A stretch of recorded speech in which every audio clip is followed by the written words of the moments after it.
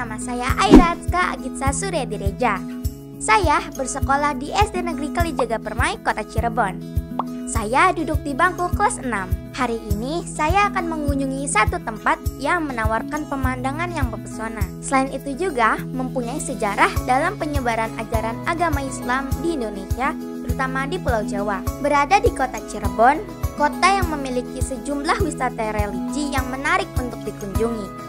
Menurut buku yang Aira baca, yang berjudul Legenda Cirebon, salah satunya adalah Masjid Agung Sang Cipta Rasa yang terletak di Keraton Kasepuhan Kota Cirebon. Ini adalah kesekian kalinya saya berkunjung ke Masjid Agung Sang Cipta Rasa. Kayaknya sekitar 4-5 kali yang gitu, karena memang jaraknya yang dekat dan keunikan bangunannya tetap sama, tidak ada yang berubah. Masjid ini dibangun pada tahun 1480 Masehi atau pada masa Wali Songo. Menurut sejarah, Masjid Agung Sang Cipta Rasa ini sebelumnya bernama Masjid Pakungwati. Lalu diubah pada tahun 1970 menjadi Masjid Agung Sang Cipta Rasa. Masjid ini didirikan oleh Sunan Gunung Jati. Masjid Agung Sang Cipta Rasa yang ikonik ini menjadi bukti salah satu syiar Islam di tanah Jawa.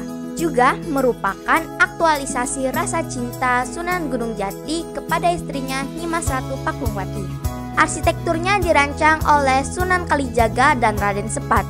Masjid ini bergaya perpaduan antara Demak, Majapahit, serta Cirebon. Di ruang utama masjid terdapat 2 tempat khusus bagi keluarga Kesultanan Cirebon yang persis di samping tempat pengimaman dan di saf paling belakang. Tempat khusus bagi kesultanan ini dikelilingi oleh pagar yang terbuat dari kayu setinggi 50 cm. Untuk menuju ruang utama, terdapat 9 pintu yang melambangkan Wali Songo.